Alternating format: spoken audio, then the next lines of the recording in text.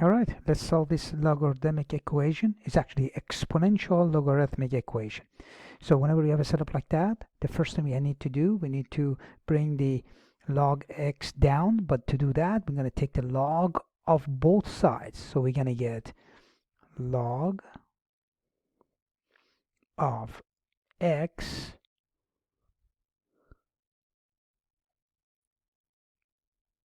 to the log of x, okay, equals to log of x cubed over 100.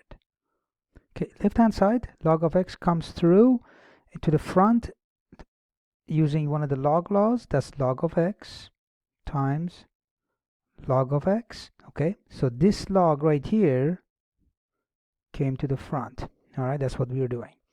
And then that's equal to, and here we have log of x cubed minus log of 100.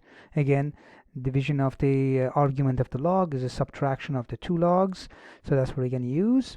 All right, so here we have on the left hand side log of x squared.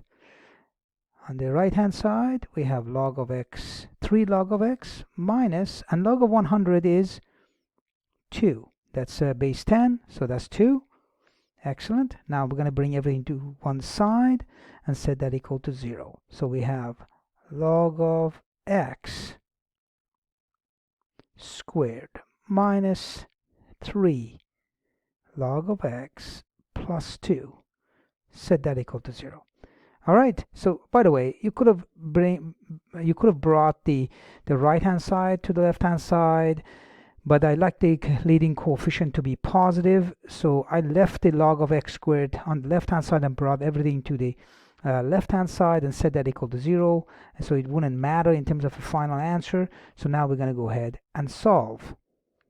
Now this is just factoring, so we're going to factor that, so that becomes log of x minus 2 log of x minus 1. Two numbers you multiply, you get positive 2. You add them, you get negative 3. That's what you will get. And here we have two answers. Log of x equals to 2 or log of x equals to 1. And in this case, x is equal to 100. 10 to the power of 2 is 100, or x equals to 10. And once we have that, the two answers there, then you can easily check your answers and you notice that they're both correct. Okay, simple as that.